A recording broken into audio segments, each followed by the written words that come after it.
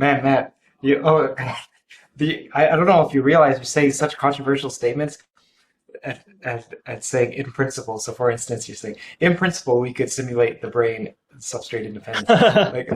Who knows? I mean, well, that's like a huge open Well, I'm question. But gonna I understand. I'm gonna crapple over the expression in principle, I think.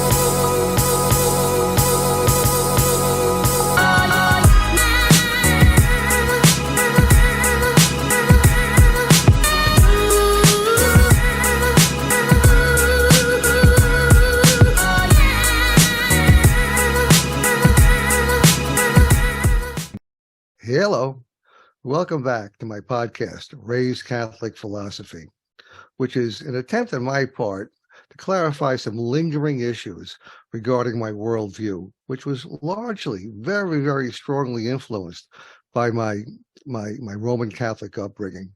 Even though I've largely moved on from that upbringing, I find that I really can't shake its influence. And I'm trying to get my issues straight at the age of 74. I think it's time that I figure this stuff out for myself as best I can. Now, I've recently decided that there'll be 3 different types of episodes in this podcast series. One will deal with Roman Catholic memoir on my part, not too much of that, but I have some stories to tell that I want to record and discuss. Secondly, I'll be discussing issues surrounding my worldview, my evolving worldview, that I find is still influenced by my Roman Catholic upbringing, even though I've largely moved on. So I think we'll have some interesting discussions about that. I already have 2 such episodes up on my YouTube channel, and there'll be more. Now, the third type, the type that we're having today, is discussion of another podcast, Theories of Everything, TOE, with Curt Jaimungal. It's a science and a philosophy podcast, very interesting. Curt is a great interviewer. He gets really interesting people to talk to him for hours and reveal a lot of interesting insights that they have in their fields. The episode of TOE that we're talking about now, for the third time, this is part 3 of a discussion that was had about a month and a half ago, 2 months ago on TOE, where Curt interviewed Matt O'Dowd. Matt is the host of a YouTube channel that you may be familiar with, PBS Space Time. And it's a hardcore explanatory science podcast. He has great scripts, great illustrations, and you learn a lot about science from Matt on his PBS Space Time series. But he strays into metaphysics quite a bit. A lot of scientists do. They don't realize it, but they are straying into metaphysics. And I wanted to talk a little bit with some friends of mine about the distinction between metaphysics and science. So we'll get into that in a moment. We'll be talking to my Facebook friend from the UK, Rob Stroud, who goes by the moniker of the Transcendent Psychotherapist. This will be his 3rd time talking about it, and talking about the TOE podcast that we're discussing. Also, my friend Mark Lawton, who is a philosopher, although he doesn't know it, but he's a very intelligent man with a lot of world experience. His training happens to be in economics. He has a lot to offer to this discussion. And thirdly, a young philosopher, I'll call him a philosopher. He's a person who studies philosophy informally by discussing it online and in person with other interested philosophers. His name is Curtis Page, and he'll be joining our discussion again today. So stick around. I'll be right back. Yeah, no, so that's more my career background. The design, digital marketing, web design and development, that kind of a thing. And philosophy has always been just a deep interest to me. It's something that I like to read on, I like to discuss on. If speaking for hours online with a variety of different people in the field, both professionally and unprofessionally, constitutes anything close to a bachelor's degree. I probably have one, right? Oh, okay. Okay. So anyway, so I'm going to just ask you just in turn to introduce yourselves. Rob, I'll let you go first. Yeah, hi, Al. Yeah, so I'm Rob. I'm here in the UK. About 5-6 hours difference in our time, I think. So I had to get you guys up. It's 4 now, I think. Is Today it? It's 4. Today it's 4. Okay, yeah. I think it's going to change again, isn't it? Because you jump forward. Yeah. So I am like Curtis, kind of sort of amateur philosopher. Really love philosophy. Been really kind of into it. I started about 10 years ago, 12 years ago, pub philosophy group with a good friend of mine who's also like a blogger and YouTuber, a tippling philosopher, he calls himself. We are the tippling philosophers down the pub. I've got a background I've got a theology degree, and I'm a psychotherapist by training, so I like to merge and look at the exploration between kind of all things, so transcendent, spiritual, philosophical, theological, yada yada yada. So that's your handle, as a matter of fact. The transcendent psychotherapist. Yeah, that's what attracted. That's how I wound up hooking up in a sense with you, because I was attracted to that name, and you have your own channel, your own YouTube channel, and you have your own project that you work on, like I do. How about you, Mark? Would you say a few words about yourself? A few, I think. Yeah. I have no background in philosophy. Never took a philosophy course. Never was very much interested in it at all. I have inadvertently ran into, however, a lot of philosophical stuff because I read a lot.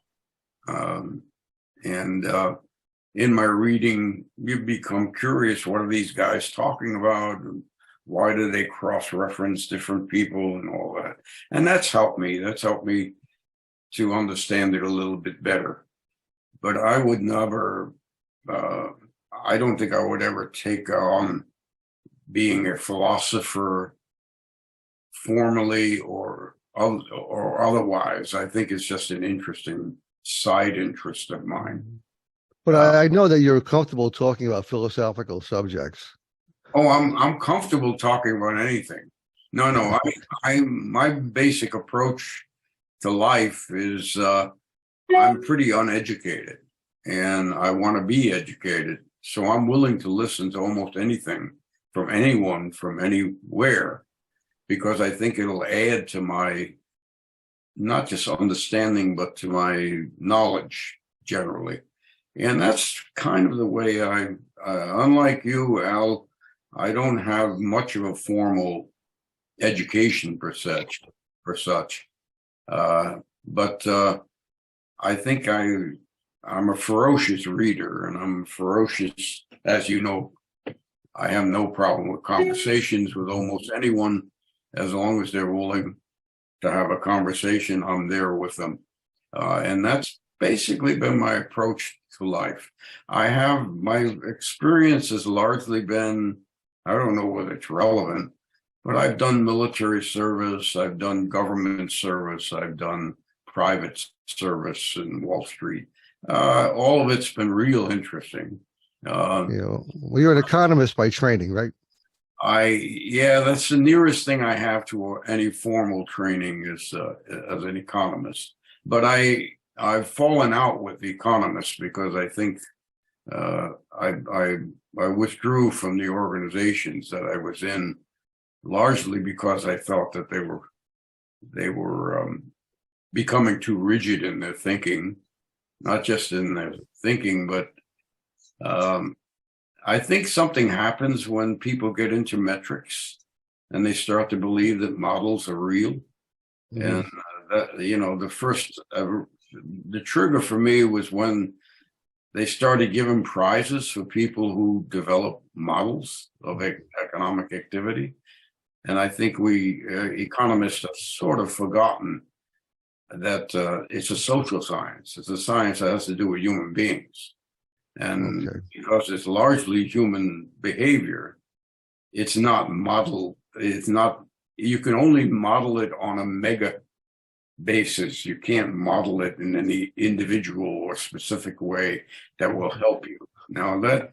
Okay, well, well, maybe you can make reference to this later on when we. I mean, because I do see a connection between economics and metaphysics myself, and be interesting if you could raise that relationship if it comes naturally during our talk. But Curtis, how about a few words from you about yourself? Sure. My name is Curtis Page. In these circles online, I go by the name Nohmad. And that's an artifact of, I guess, my approach to philosophy, being nimble, I suppose, and flexible, and not necessarily committed to staying in one position, but sort of going where I need to go in order to both develop and grow, both organically and actively. And yeah, I'm actually originally from the UK, so hey, Rob. I've been in the States for quite a while. I came over here actually right after primary school. So I did middle school up through university over here. And I go back and forth fairly often. So if I'm back in town, I'll be sure to check and see if we can grab a drink or something. Yeah, whereabouts in the UK? Well, West London, Hounslow, Richmond, Cobham area, and Ashton. So I kind of like, my family sort of sparsed out everywhere. So whenever I'm there, I kind of bounce around from house to house, and so, and yeah, I've had I guess developed a deep interest in philosophy for a number of years, probably as long as I can remember. It's just sort of snowballed into more sophisticated ways of analyzing things, and the circles in which I discuss these topics have sort of grown and evolved at the same time. So I'm always really excited to continue these conversations, and I really appreciate the invite, Al. Thank you so much. Okay, well, I'm so happy that that you're able to be with us, and I'll just explain for the benefit of our audience, who is probably more accustomed to looking at conversations with big name experts. None of us are big name experts in philosophy, or probably not in anything in terms of being a big name, but you know, we're ordinary. I would say intelligent people who are curious about the world, and who are the kinds of people who would be open to ideas like metaphysics and find metaphysics a topic worth discussing, which I think sets us apart from a lot of people. And as a matter of fact, this is the main topic of conversation today is going to be metaphysics versus science, which is something that Curtis suggested we talk about. Now, actually, this is part 3 of a discussion of another podcast, Theories of Everything with Curt Jaimungal, which is a science and philosophy, mostly a science podcast. A really good podcast you should check out. And he, a couple of months ago, Curt interviewed Matt O'Dowd. Matt O'Dowd is the host of a YouTube channel called PBS Space Time, which is a very, very popular science podcast. It has several million followers, and he's an excellent presenter, Matt is, and he has a degree of fame. And we are discussing his interview, where he gets into, maybe not explicitly, but he gets into areas of metaphysics as he talks about science. So we're talking about that today at Curtis's suggestion. And what I'll do, just to get the conversation going, to get people, to give people something to react to, we would before we started, a few of us were chatting online about ChatGPT. I don't know, when viewers watch this, ChatGPT might be history. I don't know, but right now in the world, ChatGPT is an online computer program.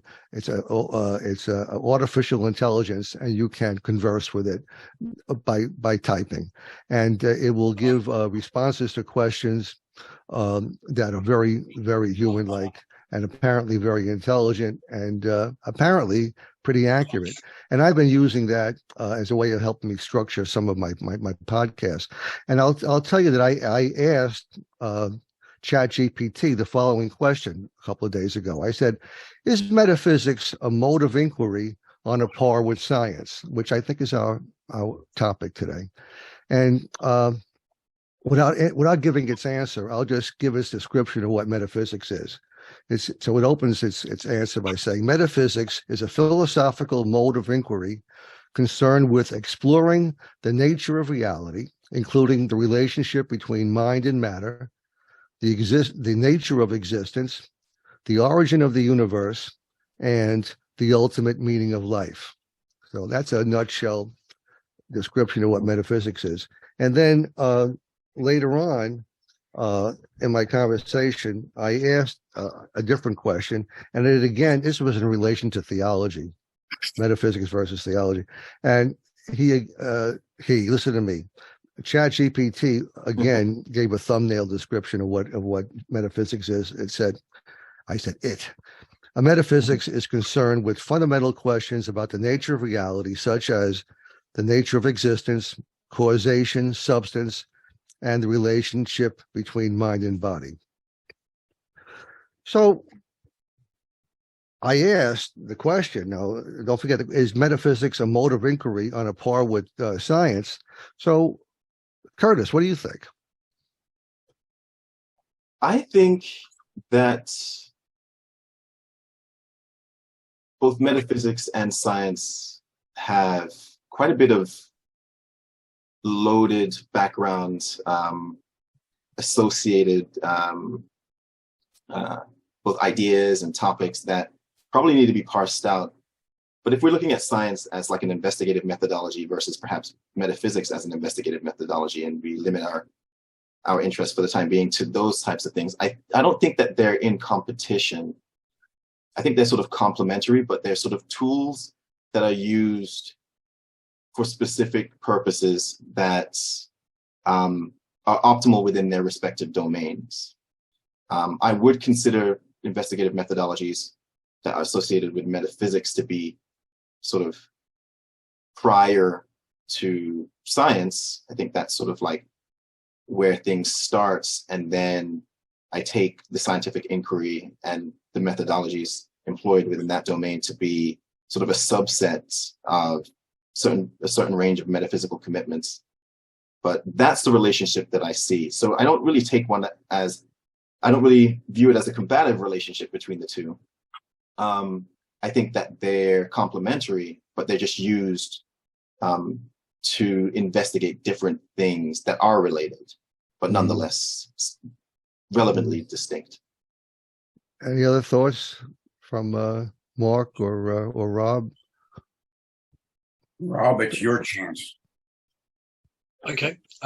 Yeah, I broadly agree with Curtis. I would say it's kind of, I mean, in my mind, I kind of think of it in a nutshell as the kind of the study of being and knowledge, and kind of, how do you know what you know, and so on. And I guess in a way, science assumes a metaphysics, very often. But it can't always. I think we get jumping ahead, thinking about something Bernardo Kastrup talks about often, in the sense that all science can do is really look at patterns of behavior. It can't tell you about the underlying metaphysics of what it actually is, the thing in itself. So in some senses, maybe we could sort of think of science as distinct to some extent from metaphysics. Maybe it builds on metaphysical assumptions, but it's also distinct and limited in what it can deliver in terms of metaphysical questions. I mean, you could do a science of all sorts of things where it's equally compatible with, say, an idealist ontology or a materialist ontology, that the science doesn't really necessarily in itself, in a lot of areas, tell you what is the thing behind it. Right. Right. Yeah. But metaphysics provides a richer, I think, vocabulary for discussing a lot of fundamental things that science, especially today, is always moving its frontiers kind of deeper and deeper and deeper. And to my way of thinking, straying into, and then it's not wrong to do so, but straying into metaphysics, perhaps without recognizing that it's in the domain of metaphysics. Yeah. So I'm going to just to move this along. I'm going to tell you the next questions I asked ChatGPT. Go ahead. I'm sorry, Mark. Go ahead. Wait, before you do that, yeah, I apologize for. Go ahead. That's okay. I think that Curtis put it more accurately. These two different modes of thinking or dealing with reality, metaphysics and science, are complementary more than they are contrasting. I believe that sincerely. I think that science is more limited than metaphysics. And we have to recognize that, but it's hard for us to recognize it, largely because we're so used to science serving us in this, what I call the Newtonian universe we live in. Where it becomes real difficult is when you get into quantum.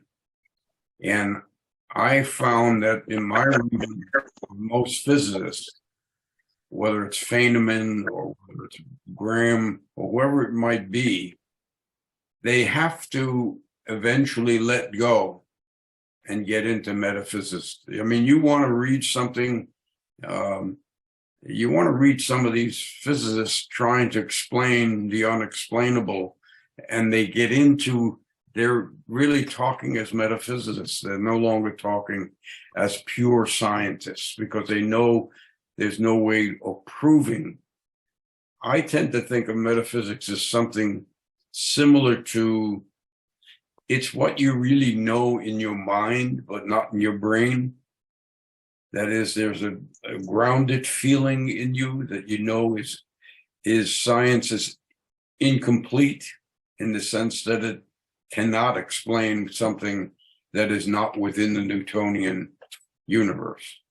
And I think, Curtis, I quite agree with you that I do not see them as, I see them as different paths to knowledge and to understanding, and except that science is much more rigid and let me just say controlled, where metaphysics is more open and wide. Well, it might be interesting to know at this point what ChatGPT said. Right now, as I was saying earlier to the audience, ChatGPT is a big topic of discussion in the media. And we're talking in March of 2023. You may not know what we're talking about, but ChatGPT is an online artificial intelligence being, so to speak, that you can have conversation with and get information that it's gleaned from the internet. But anyway, here's its answer. While metaphysics and science and it agrees with us. While metaphysics and science are distinct modes of inquiry, they can complement each other in important ways. For example, science can provide valuable information about the physical world, but it cannot address questions of ultimate meaning and purpose, which fall within the domain of metaphysics. Similarly, metaphysical inquiries can provide a broader context for scientific investigation, helping to clarify the implications and limitations of scientific findings. Ultimately, the value of metaphysics depends on the perspective of the individual, which is its standard answer to almost everything. Some people find it a fascinating and meaningful way to explore fundamental questions about reality, while others may see it as less valuable than empirical modes of inquiry like science. Both approaches have their strengths and limitations, and each can offer unique insights into the nature and universe and our place in it. I was surprised that it talked about meaning the ultimate meaning of life as being a metaphysical question. I guess that's true, but I thought that was, well, it was not something that I really had considered before. It was something that's very speculative like that. Do you guys agree that that you can find meaning through metaphysics? Yes, you can. You can find meaning depending on. I mean, you have to remember, as human beings, we are very limited. But our evolution is not complete, and we have nevertheless found a way to survive and thrive largely by creating definitions for things and certainty about things that we can, if you will, that we can measure with precision and that we can prove to be, or whatever it is we want to prove. And I think that that's the glory of the Homo sapien up to this time. The real problem is we probably have not the language nor the capability at this point within this marvelous brain we have to deal with the language of metaphysics.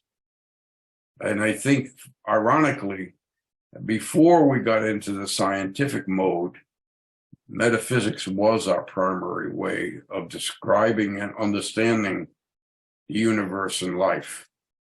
And not that we've discarded it. We can't discard it. It's there.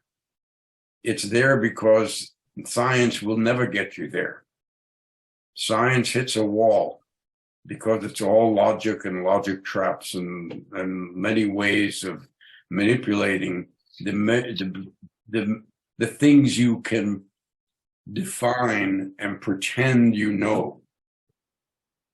That's why, people are now getting into what is reality and is it really real? Is it all imaginary?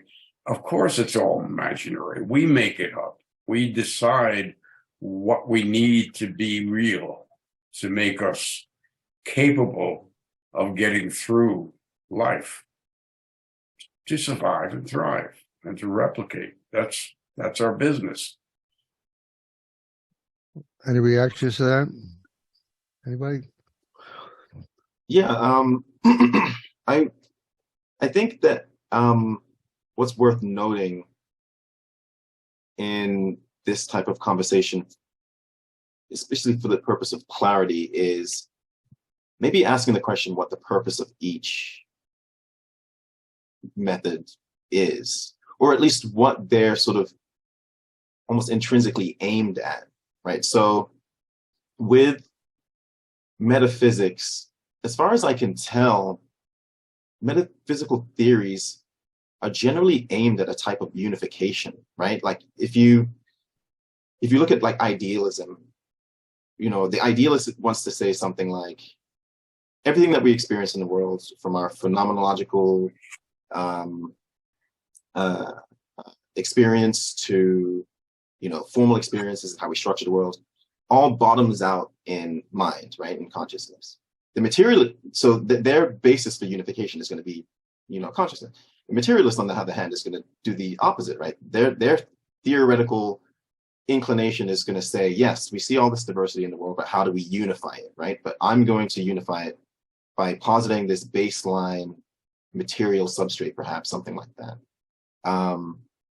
And so on and so forth for a variety of metaphysical theories, not necessarily metaphysical topics that might include things like causality and other nuanced things, but metaphysical theories, it seems like they're aimed at unifying. And if we think about what unification methodology broadly encompasses, both from a theoretical physics perspective as well as a philosophical perspective, it seems like what is attempted to be accomplished is something like accounting for a broad set of phenomena, but using increasingly more simple ontological postulates. So it's like almost like this hierarchical sort of climb to this fundamental unity, essentially, right? And from our different perspectives underneath this unity of this coalescing, refracting, phenomena, we're trying to filter our way there. And as we encounter new things, we're saying, okay, well, at the very least, because consciousness is possible, whatever's fundamental has to, at the very least, have the ability to produce consciousness, right? Or because there is material within our world and so on and so forth, or form or structure, whatever is fundamental has to, if it's unifying everything, has to have the capacity to bring about this diversity of things, right? So that's what I see the goal of metaphysics, at least in a theoretical sense, to be. In contrast, the scientific enterprise seems to more so take, I want to say, existing auxiliary hypotheses or a set of phenomena, and given those already sort of given constraints, right, within any given framework, try to model ways in which they can predict how the future will be, right? But within any given set of constraints that you're bringing to your model, you're automatically sort of excluding, let's say, perhaps ontological commitments, perhaps background information. You're really just you're building a model that's going to help you predict how something might be. But that's a subset of what's possible, right? Broadly speaking, when we're talking about metaphysics, what unifies all things. So it seems like metaphysics is more hierarchical, and science, loosely speaking, is more linear, right? It has sort of like, give me my auxiliary hypotheses, give me my background information and my heuristics, at least within the scope of knowledge that I have. And then given that, I'm going to model ways that I can make predictions about how things will behave, not exhaustively, but just within the domain of the constraints that I have placed within a particular model. And I think both are useful, right? One's going to be a little bit more pragmatic because within the scope of our everyday world and engineering, and we are looking for repeating patterns, right? We're looking for things that allow us to have a good baseline for predicting how things will, I guess, evolve into the future. But unification is looking at a broader picture, right? It's trying to say, how do I account for this variety of phenomena, but in the most simple way possible? So in my view, I think the theoretical physicist, in some sense, is doing metaphysics, right? Which is why the scientists will often say, okay, well, we have a theoretical model, but where's the experimental evidence, right? So that's the step into the domain of constraints and boundary conditions for us to make predictions. But prior to that, we can always ascend higher into what do we need to include, broadly speaking, as far as categories go within our metaphysics, because our world has it in there. At least we have the phenomenological evidence for it. And I think that's a key distinction that I've noticed within both. Any reactions to that? I would just, I'm sorry, go ahead. Rob, you were about to say something? No? Okay. Well, it just seems, I'm just thinking and reflecting on what's being said. It occurs to me that in order for something to be complementary, physics or science and metaphysics, they're only complementary within the same person, with the same mind that's considering both. In other words, if you are into metaphysics and you don't understand the science, and you don't follow the science, it's not complementary because you're just in your own little silo. And more significantly, if you're a scientist and you don't appreciate the distinction or the value of metaphysics, well, you're in your own silo. So in order for it to be truly complementary, you have to appreciate both approaches, and be able to talk about both approaches. Does that make sense? Yeah, and it's interesting just linking what you're saying with what Curtis just said, because about that unity and diversity of things. So, and trying to make sense of, which is going back all the way to the ancient Greeks, that, the idea of the one and the many seem to be a preoccupying theme, which I think are absolutely fascinating. Ultimately, is everything one thing in which change seems to happen? or are there many things and it just appears to be one? Or is there somehow a manyness within unity, within the oneness? And then not just looking at that ontologically, like in terms of being, like, but also epistemologically, so in terms of knowledge, of how you unify different aspects of knowledge into one unified field as well. So there's a kind of diversity of things within a framework of being, but also a diversity of facts or knowledge that join together within the fabric, metaphysical fabric of reality, or truth, capital T, if you like, you know. And then I was just thinking, as you were talking there, Al, then of, you know, Aristotle really being, when you think back to Aristotle being a scientist and a metaphysician, and just, I guess maybe one of the things we've seen with lots of disciplines, just because of the sheer scope of human knowledge now, is the separation out of the disciplines. So, you know, are there not many scientists that can do good metaphysics necessarily, or good metaphysicians that can do good science and so on? So it's interesting.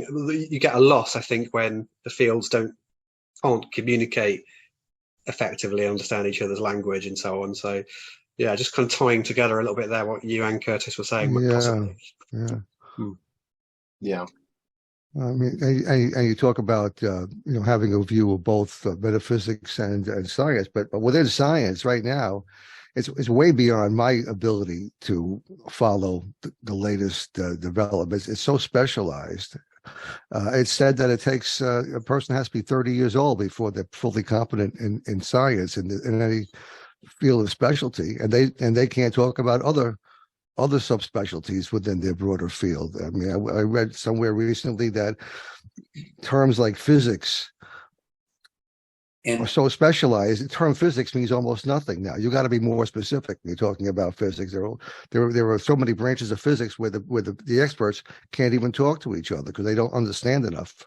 And it's moved into maths very often, isn't it? Like, is physics an empirical science anymore?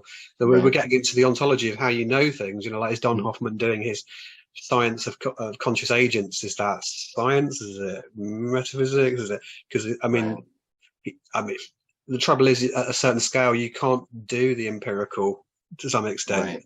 I mean, hopefully, it marries with the empirical data so that there's a consistency, but you literally, because you can't observe beyond a certain scale or what have you, but then I mean, it applies even to historical sciences like, you know, evolutionary biology. We can't observe everything. We can infer from evidences that exist currently, but they're not strictly always based on empirical evidence.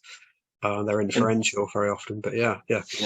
Even present observations, you know, like let's say observations at vast distances, they're still very theory laden, right? Because we're almost compounding knowledge that we have about other things to kind of use as almost tools to peer into what we view as a valid observation or an empirical observation, right? When we use the telescope to look into the sky, right? Like, all the science and the theory behind how light refracts and how telescopes are made are still sort of unobservables, you know, in some sense, right? Like, it's not like we directly observe those things. So we're almost compounding knowledge and inferences to kind of and building a thread, and then using that thread as a trusted resource to kind of, as an extension of our eyes or an extension of our senses to do that, to investigate. So,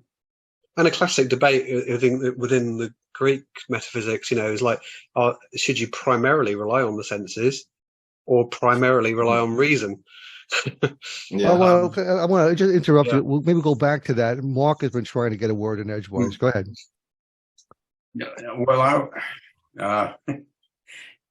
there's a lot of grand things that are said here. But I think the very thing you said, Al, is specialties. You got to be we have over specialized in the science area, in my opinion, to the point where we no longer have the ability to see the grander picture.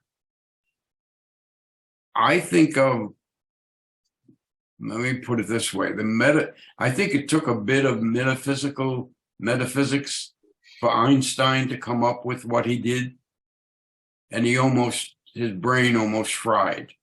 I don't know whether you know his personal thing, but he had a breakdown after his breakthrough in seeing. And I think that's a part of the metaphysical method of thinking, of dealing with reality, or with things, with life, if you will. And I think we were in great danger, I think. I mean, we're going to flourish because, if you think the chat things and the AI and all this stuff is going to make life better and easier or whatever, I don't think it's going to make it so that you really are where you need to be as a human being, where essentially you have to maintain the openness and maintain the opportunity to develop the tools. We don't have the tools. We have our mathematics, including our calculus, is extraordinarily limited when it comes to dealing with the universe, when it comes to dealing with the energy forces that are in the universe. We really don't have a vocabulary, nor do we have the tools. And that's what metaphysics is more likely to help you with. The business of learning more and more details about the finer and finer elements within the world that we've predefined, is going to get you there is crazy. Doesn't make sense. You have to break out of it. You have to find a way to allow minds. I have a problem with the way people are educated, because I have a very hard time talking with engineers, all right, or talking with people who consider themselves scientific, because they really believe they have the answers because they can develop a proof based on numbers. There's people who write books about numbers don't lie, as if it's real. It's an interesting issue. It's an interesting way of trying to explain your way through what you're involved in. But I think unless we are more aware, more willing, I would say, to look at a metaphysical way of approaching problems, we're going to be in trouble in the longer run. Although we may be very happy in our isolated I call Newtonian world. I don't know how else to define it. I think the Newtonian world was a glorious, glorious undertaking by humankind. It has provided enormous benefits for us. It's also provided us with our major problem of suicide of the race, all right? Because it's too limited. It basically is contained. It has self-contained itself. It can't break out of that. We have to find out, and we have to know something about the energy forces that are outside of science, and there are many. We have cute little words that talk about black matter and this and that. There's many things we don't know, but we don't believe we can know them unless we use science the way we have devised science, through measurement. And Einstein kind of told you, measurement isn't going to get you there. It's going to give you a certain amount. Yes, you can do entropy and you can do a certain amount of sophisticated formulas. I was interested in the debate in physics about the string theory. They still don't know what the hell they're really dealing with. And I believe that there is there is a force and there is a energy that we do not yet comprehend or understand. that is the force and energy of the universe. It's not our little world. And unless we get into that, that's why I like the idea of it's complementary. We're keeping it alive. I think what happens to most physicists who get serious about their trying to search for the answers, they realize they don't have the tools to provide the answers. They haven't been educated or trained. Thank God there are a few of them that have their minds still open enough to be willing to take the chance. But you did mention something really interesting, Mark, actually, which is, I think, worth touching on or expanding. You said something along the lines of the tools in many ways constraining how you view the world, right? Because the tools in some sense have limitations. It's almost like if I were to wear glasses, right? I'm wearing glasses right now, but if my glasses had the magic power of, let's say, causing everything that I see to just view black and white, right? That's sort of a limitation built into, I guess what Kant would say, the spectacles that I use to view the world, right? And in many ways, the approach that you have to investigating the world are going to be limited by the limitations of the tools that you employ to do the investigative work when it comes to just understanding the world. So I think there's a balance between understanding that there is, let's say, an object of inquiry and objects of investigation, but what we're getting at, if we don't consider the limitations of, let's say, the tools we're using, we might be tempted into saying, wow, the world is only black and white. The world is only black and white. When in fact, within the subset of what's black and white, let's say the forms and the shapes and the structures and the patterns and, might give us hints at what a broad perspective of reality might be. But nonetheless, if we don't take into account that what the limitations of our tools are, we might be, let's say, tempted to attribute the properties of the tool to the actual world itself, mistakenly. And what we then do to ourselves is we lock ourselves into where our tools will take us. Right. That's why I don't like chat. I mean, I'm at odds with Al in that I think this chat thing is a nice thing. It's not going to add to humankind's. It's not going to be overall beneficial to us. Some people it's going to stunt because they're not willing to learn beyond what chat will tell them or whatever the hell it is. I worry about that with science. I worry about the limitations it puts on itself. Because, I mean, they get Pulitzer Prizes and they do a lot of magic stuff. And they think that the math is all, it's all numbers. I mean, I've read that by physicists, by intelligent people telling me it's all in the numbers. Information is all numbers. Bull. There's some information we don't even know how to quantify. And we know that. I still think in terms of the real deep stuff we understand are in our minds, not in our brains. And I don't know what our minds are really. But some people try to talk about consciousness or not conscious. I think that's an interesting conversation. But we have something else that's built into us, I think, almost accidentally through evolution. I believe, and I sincerely believe in evolution. I have to remind people constantly, we're not completed. Whatever it is we may be at some point.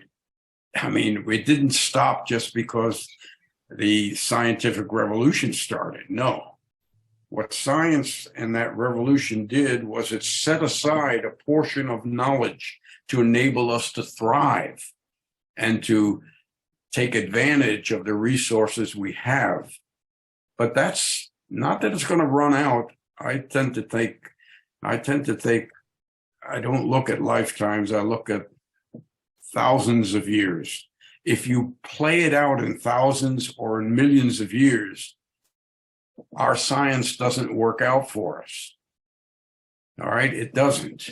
And somehow we have to, what I'm interested in the metaphysical versus the science is I want to keep the metaphysics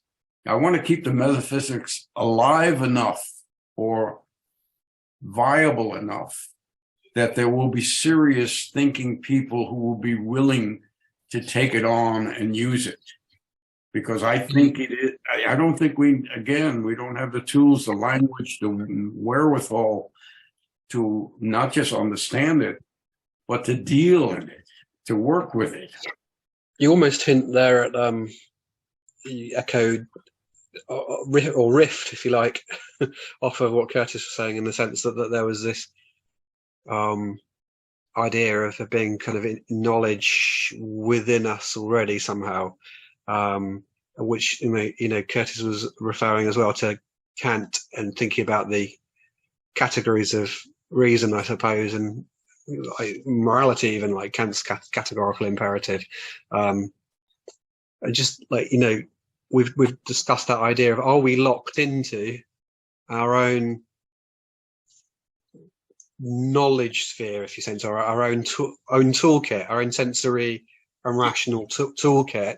Can we know outside of the human hallucination, if you like, or the human givens, which is the question Kant was running up against and kind of.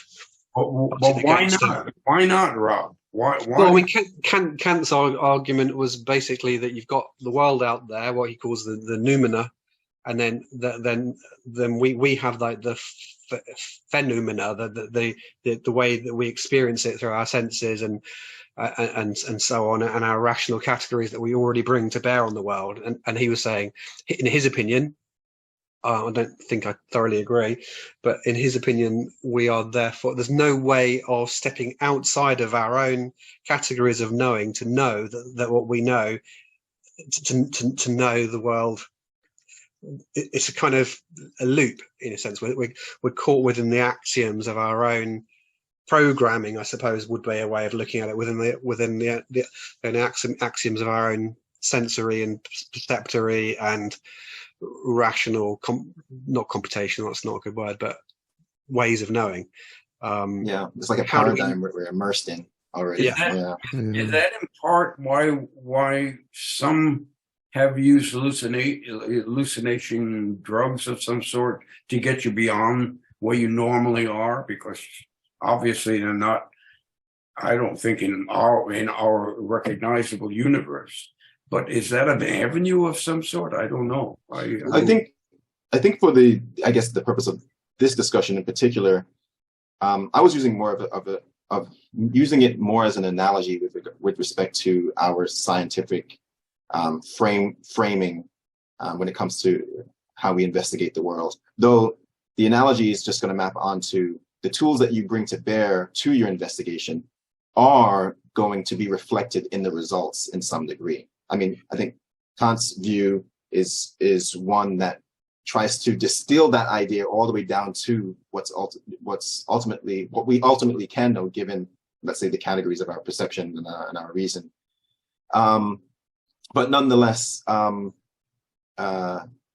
that's sort of the idea.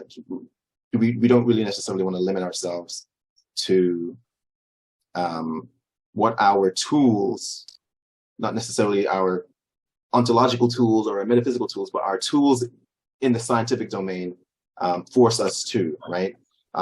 Force us towards. One other thing that I think is probably worth noting within this discussion is some of the unique aspects of the individual investigative methodologies or frameworks, right? So, I briefly spoke on the goals or the aims of each one. But there's also an aspect of each that I think helps clarify, let's say, the purpose of both, the intrinsic purpose of both. For example, within the scientific domain, I mentioned that existing boundary conditions or auxiliary hypotheses constrain our predictive capacity. But what I didn't mention is criteria for excluding competing hypotheses, right? So a big part of the scientific enterprise is employing like some type of falsifiability criteria so that you can exclude one hypothesis over another. Whereas in metaphysics, there is a type of falsifiability. Yes. But it's not the same. It's almost like within the domain of metaphysics, falsehood is reflected in terms of incompleteness rather than non-existence, right? So within the scientific domain, we would say that something like unicorns don't exist or something along those lines because we don't have empirical evidence for it, and and on the basis of that, perhaps inductive inference, or on the basis of some other prior experiment that we've done, we can exclude competing hypotheses, right? That are nonetheless possible, but they're just not actual within the frame of our investigation. But metaphysics has to account for not only what's actual, but also what's possible. And presumably, right, let's go with something that's not hard to imagine, right? A horse that evolved with a bone that came out of its forehead, a unicorn, right? Right? That's not difficult to imagine. It's just one other thing that's on there. It doesn't seem inconceivable, right? Like if platypuses can evolve in some form, right? It's not really hard to imagine a horse with an extra bone somewhere, right? But nonetheless, the scientific way of viewing the world is going to say, well, that's just something that's not actual because there's no evidence for that, at least within how we discover what is actual. But nonetheless, because it's possible, metaphysics sort of takes another view higher and has to account for not just what's actual, but also what's possible. And it has to give us the preconditions for all of those things. And then the scientific world is really only concerned with what's actual to the exclusion of what's possible. So in some sense, science is exclusionary while metaphysics is inclusionary. And it's inclusionary relative to, let's say, what we have reason to bring on board based on what needs to be accounted for, right? So we need to account for consciousness. We need to account for material experience. We need to account for representation in the mind. We need to account for intentionality. We need to account for spin, charge, all those different things that are in coalesce in different categories. But nonetheless, if we're saying that reality is one, because things have causal compatibility and so on and so forth, and it seems like a primitive notion to understand that reality as we know it is sort of a one thing, then whatever is at root needs to account for all of these things. At least all of these things need to be in some sense a causal potency of this fundamental unifying thing. So yeah, we don't necessarily.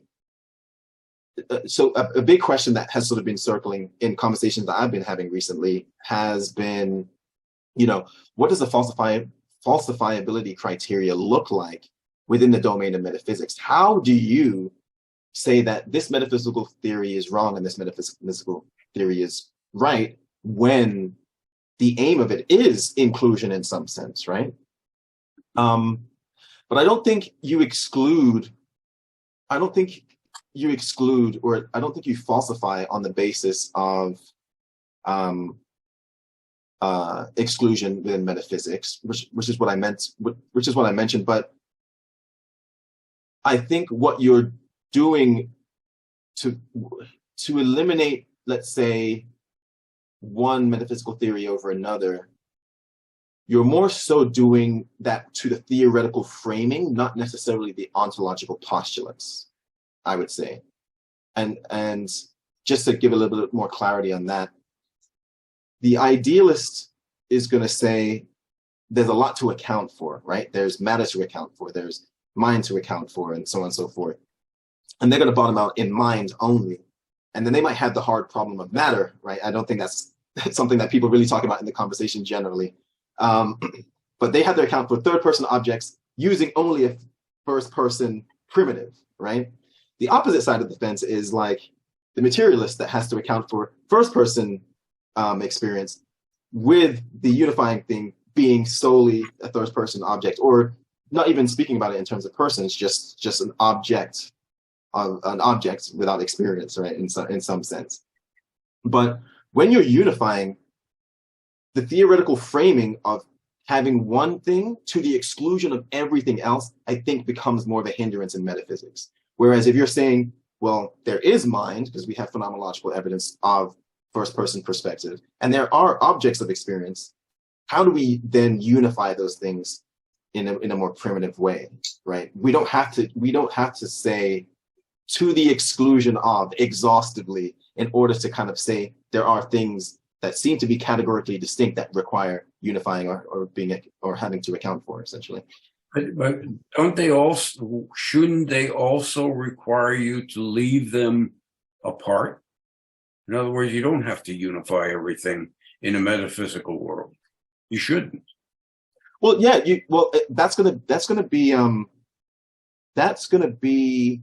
a result of what your sort of epistemic interests are, right? So maybe at one point in time, I just want to discover what the metaphysics of consciousness is, or I want to discover what the metaphysics of representation is. What I'm doing in that case is I'm just distilling down the elements within a particular domain and still trying to find out what unifies that, so such that I can say it's a metaphysics of X. If I'm looking at the metaphysics of causality, I'm trying to figure out what causality is at base root, and then I can use that as an archetype for how things generally interact or are causally related.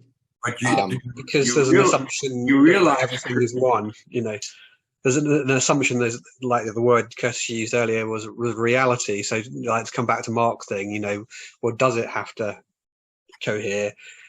Yeah, because metaphysics is interested in the real, what is being, and if there's sort of this fundamental kind of not joining up between things, then that doesn't like that. But Rob, there may just be things that are outside of our reality.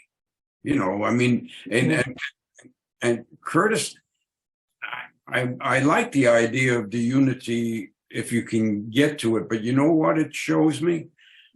Our minds have been so trained in the scientific method that we think it all has to come together.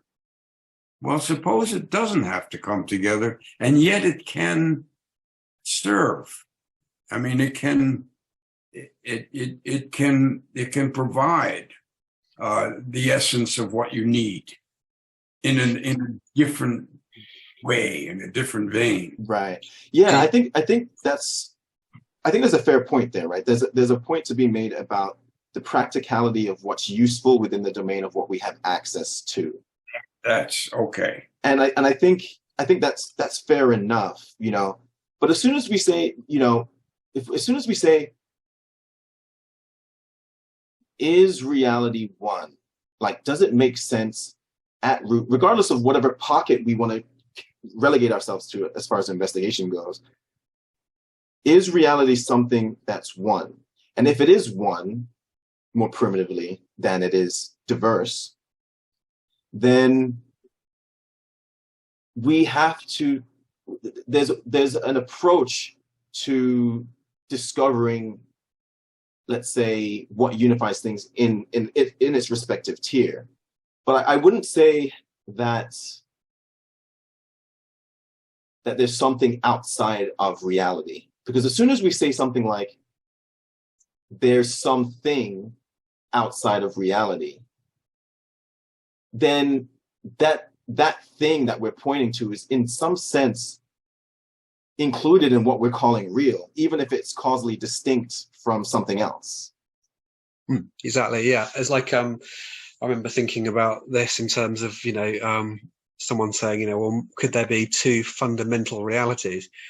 Well, exactly. If you say there's two fundamental realities, then you're drawing a picture of the way things are, which includes two realities, which unifies them automatically because they both are. And what is it they share in common? They share being. Right. So being itself would be an existence as a metaphysical concept, you know. Right. So this is what it's in. This is how we intuit things, you know. That being.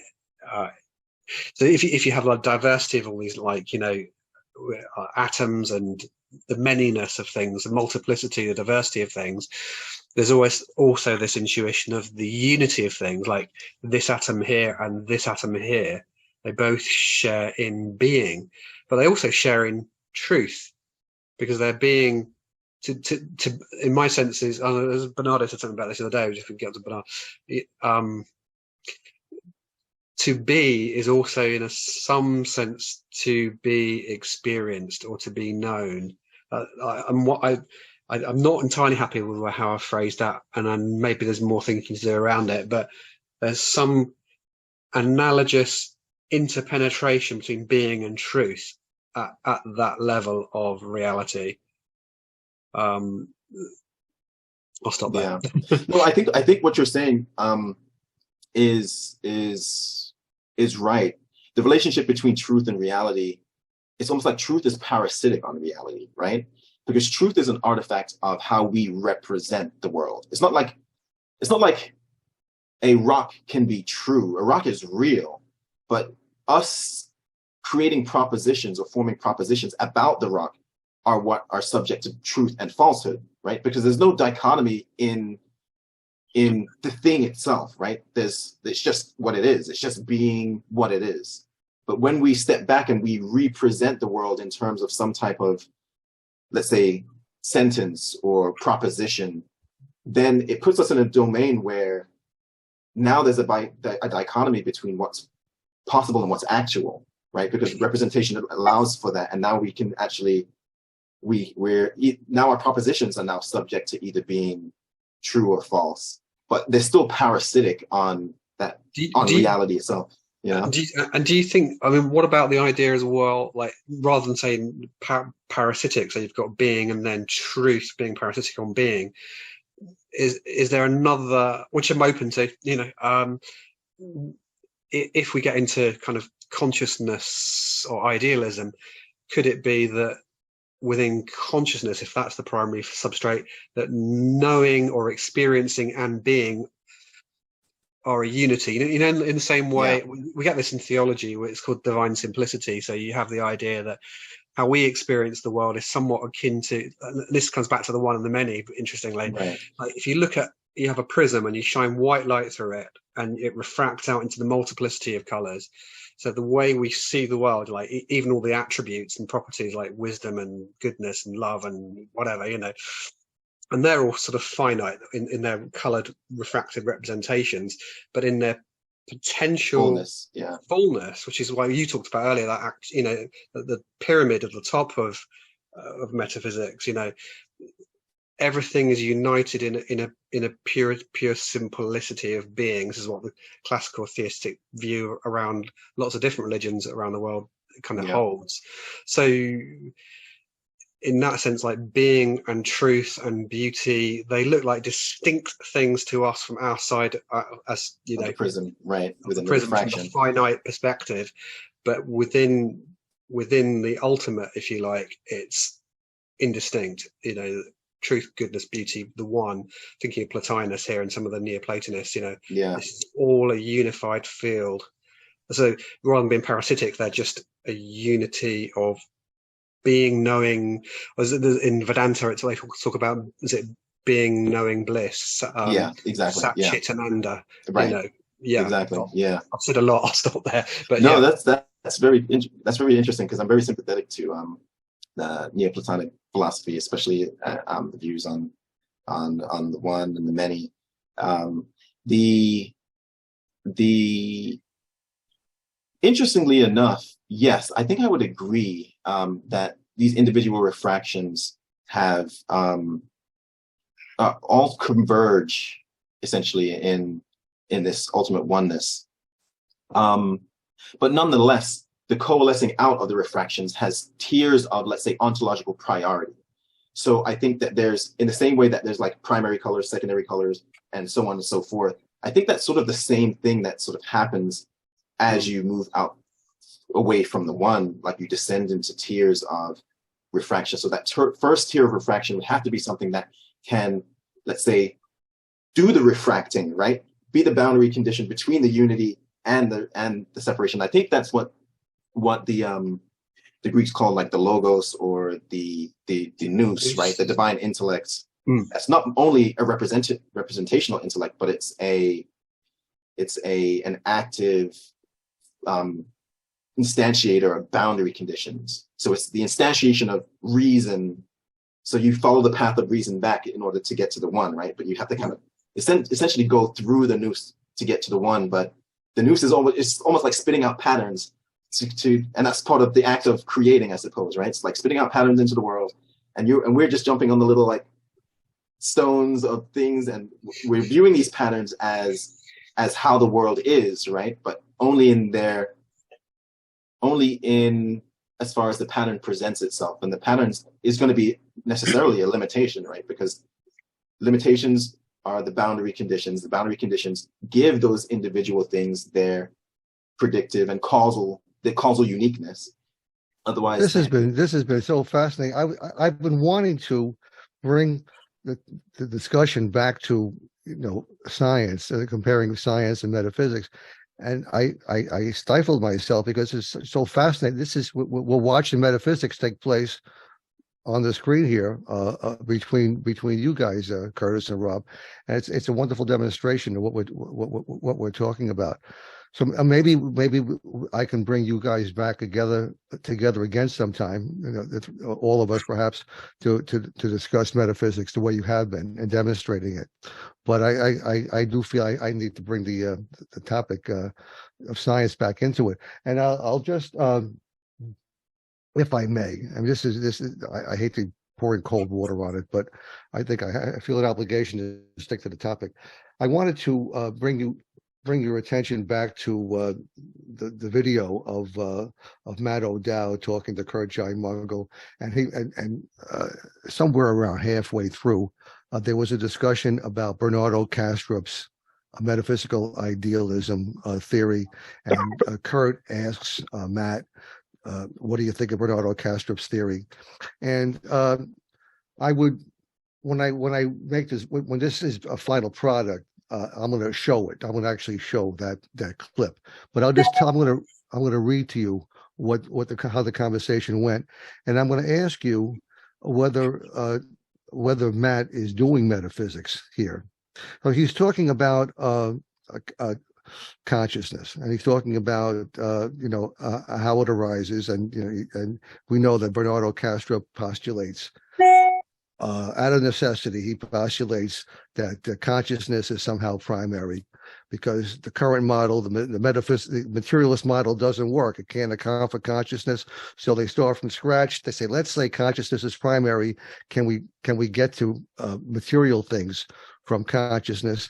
And he has Bernardo has a theory, a model that's based on dissociative boundaries within mind at large. Okay, we know what he's talking about. I think it's clear that at some level, information that is undergoing a certain dynamics itself feels like something, and I think it is maybe enough for that data structure to inspect itself, keep a story of itself, as it computes its way to its next state and its next state and its next state. It has this self-monitoring capability, and ends up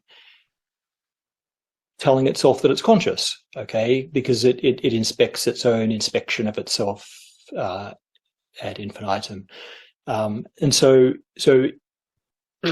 if if information can be conscious in some way, and the universe is in at least some sense informational, it can be it can be thought to encode information. Any particle encodes some type of information.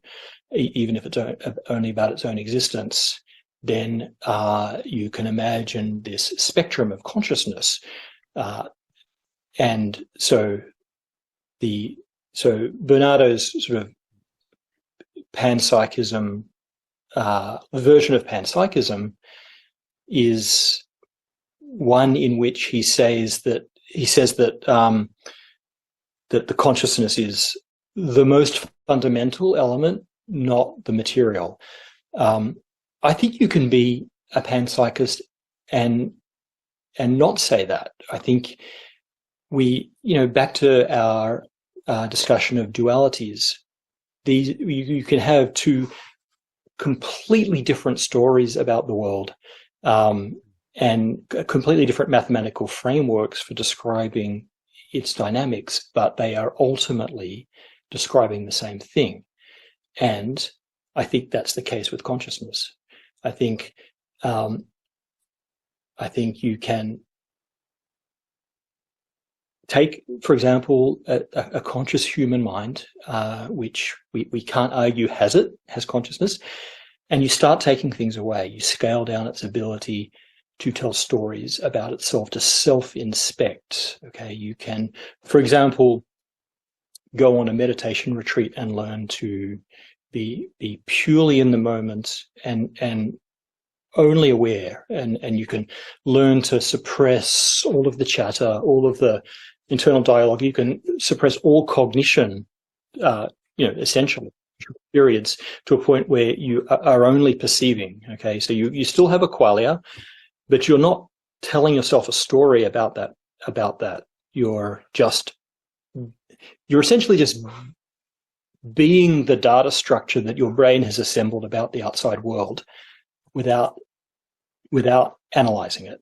Okay, so it's clear that our subjective worlds are informational. Okay, that all of this detail needs to be coded, and so is there anything special about that information structure that's just the output of your visual cortex, et cetera, that presents you this image of the visual world? Is that data structure conscious, or that data structure plus your attention module, which is so you can really pare things down so that you only have the minimum amounts that you can possibly have and still be a person, and it seems that is still conscious. Okay, so what's the difference then to the data structure that represents the subjective world that your brain assembled, and a data structure that contains similar information that's not in a person? Well, the difference is that it's not constantly telling itself a story about what it sees, and it has no memory. So if you imagine, for example, that the entire universe was conscious and was aware of itself. It told, oh, that was a star that exploded, I just made a galaxy. But then you take away that story, and it just is the data structure of all this stuff. What would be the difference between it just being matter, unconscious matter, and this completely memoryless conscious thing? And my argument is that there's no difference, and the thing that has no memory or capacity to self-inspect isn't really conscious, but that at least gives you a way to have a spectrum of consciousness. Like, as soon as something starts to have both a model of the world and can tell itself a story about its model of the world, then it can start telling itself it's conscious. And by the way, that's not an illusion. The whole idea that consciousness is an illusion, I think, is as bad a fallacy as saying that the holographic principle bulk is an illusion and the boundary is not. In that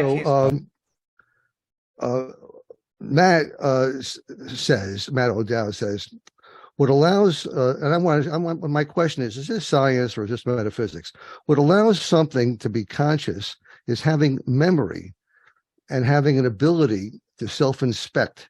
He calls that an attention module. in the brain, isn't it? You've got the ability to be sensitive to the things that we're sensitive to. That's a certain level of consciousness. But then he says we have this attention module, and he says you have a model in your mind, a model of the world and how it works, and you tell yourself a story about the model of the world, and you tell yourself that you're conscious, and he says that's not an illusion. He says this is a result of having this memory module where you can be aware of having this story and constantly reinspect the fact that you're telling yourself the story, and that results in a feeling of being conscious. And he says that's what consciousness is. So I'm asking you, is that science or is that metaphysics in the same way that Bernardo postulates his theory? It's not science.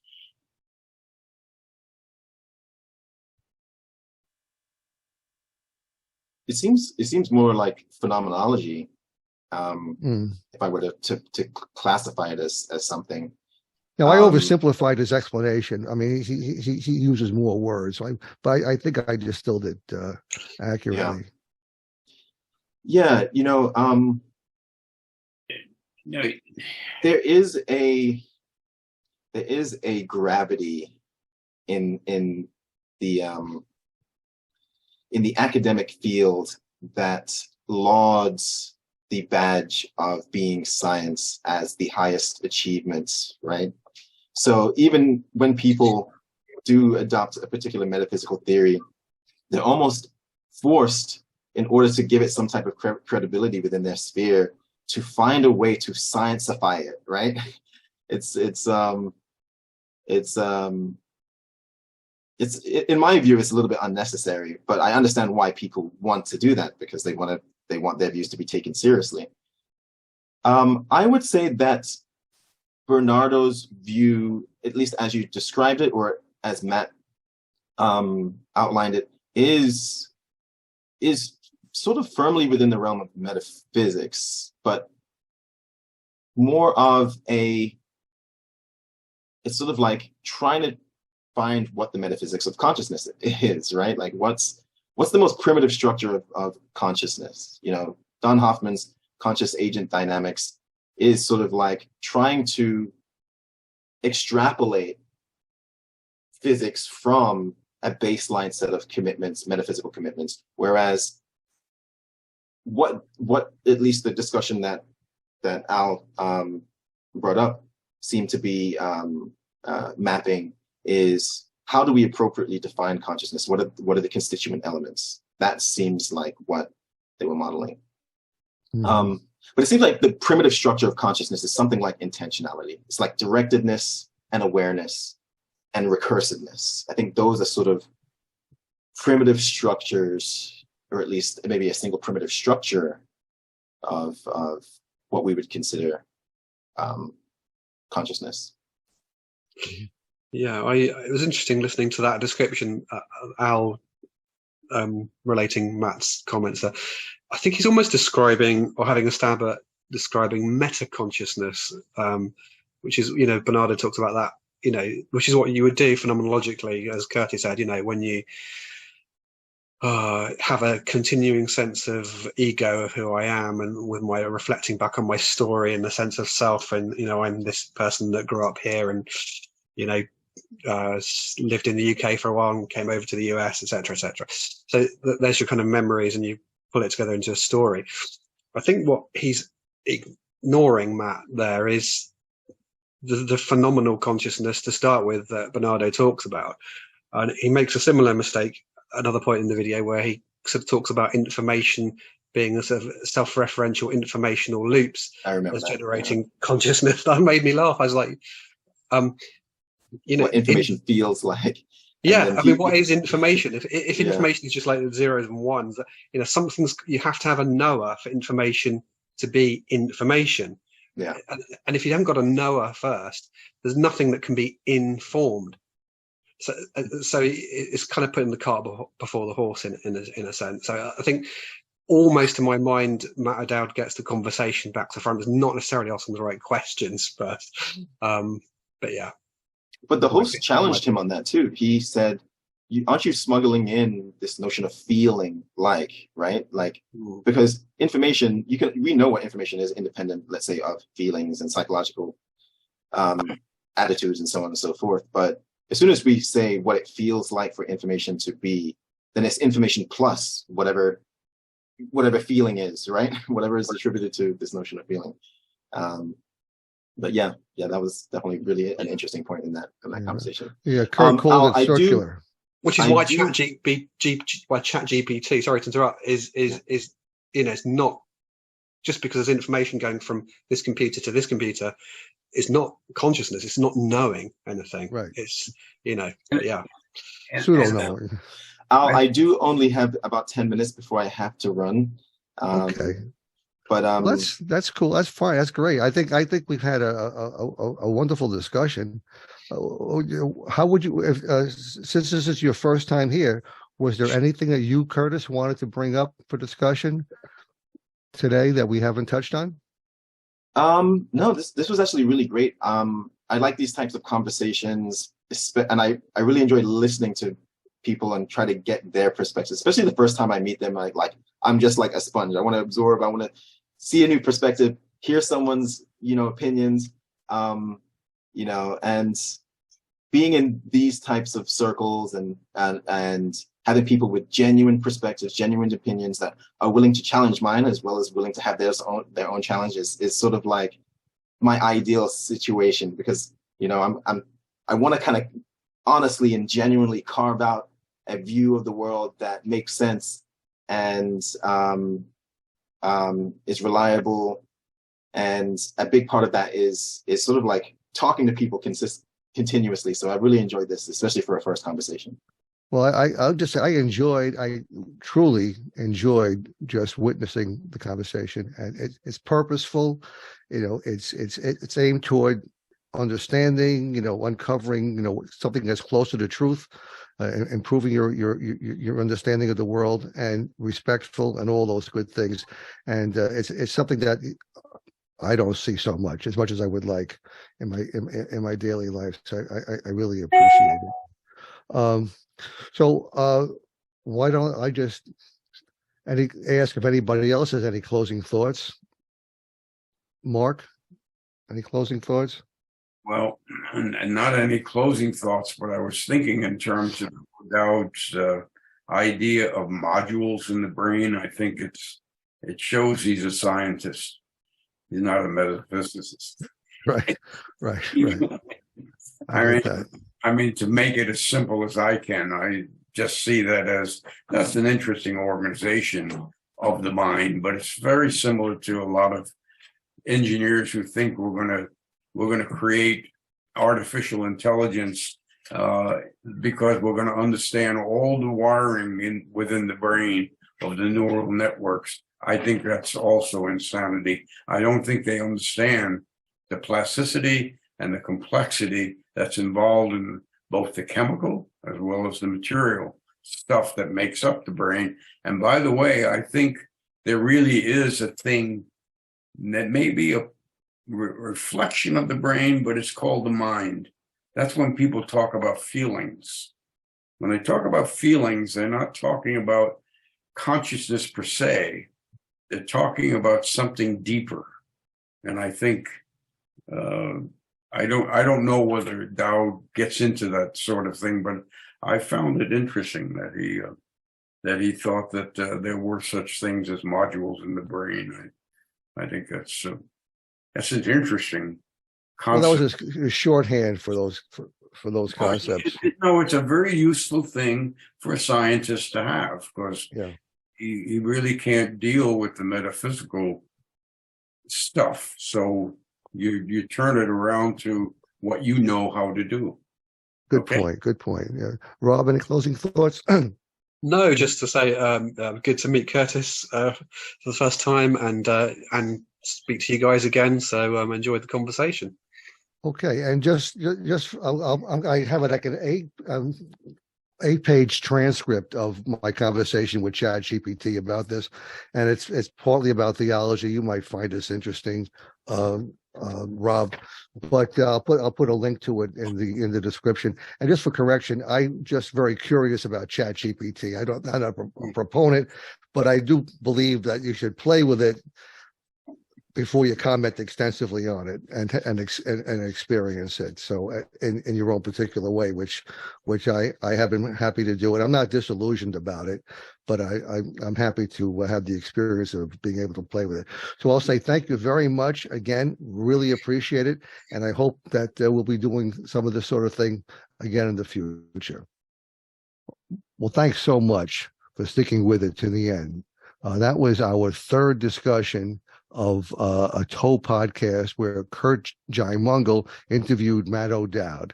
So you can see the first two parts will be episodes 1 and 2. The third part is episode 5. Also on my YouTube channel, I have 2 episodes, 3 and 4, that deal with issues I have with worldview, lingering issues with worldview that I have from my raised Catholic upbringing. I call my episode 3 Transcendental Allergies, and it's about a reluctance that I once experienced, and many people I know experience, a reluctance to use language that gives any kind of deference to people who believe in the transcendent. And episode 4 is about a little bit edgy, maybe. It's about sacred writings, including, for example, the Old Testament and New Testament of the Christian Bible, the Hebrew Bible. And I question why people today take those writings, those ancient writings, to be factual. And I encourage people to discuss that by leaving comments on the YouTube video itself, or by joining our Discord server and engaging in discussion there. Now, the next couple of episodes will be different. I'll call them Raised Catholic Memoir. I'll be telling some stories about my Catholic upbringing to help me remember, to help me share these stories with my family, and to provoke discussion. I think I have some interesting stories to tell that are discussable. And I encourage you to subscribe and check those episodes out when they get published. So I hope that you will subscribe, come back, again, bring your friends, comment, all those things that help me grow my audience. Finally, let me just say that I and others in this 3-part discussion of the TOE podcast, the interview of Matt O'Dowd, we've been critical. I've been critical, and my discussion partners have been critical. We didn't give a balanced view. These were the thoughts that came out in conversation, and I want to balance that by saying that I have deep respect for Curt Jaimungal. I have deep respect for Matt O'Dowd. I think they're doing a tremendous service by having these podcasts. I think they're excellent. I enjoy them a lot. It's easy to be critical. It's easy to sit back and take pot shots. I hope we weren't just taking pot shots, but I want to acknowledge that these are great podcasts, both of them. And if we happen to be critical, it's meant in a I won't say loving way, but it's in a positive way, in a constructive way. And I hope it doesn't discourage, not that anybody cares what I think, but I wouldn't want my criticism to discourage people from sticking their necks out there and doing good constructive podcasting like Curt and Matt do. You know, I realize I'm sticking my neck out here. People will be critical of me. My interview partners, my discussion partners may be criticized. Well, that's the name of the game. I understand that. So anyway, thank you to Curt, and thank you to Matt for making themselves available to be criticized. So with that, I'll say bye-bye for now. Be sure to come back, tell your friends.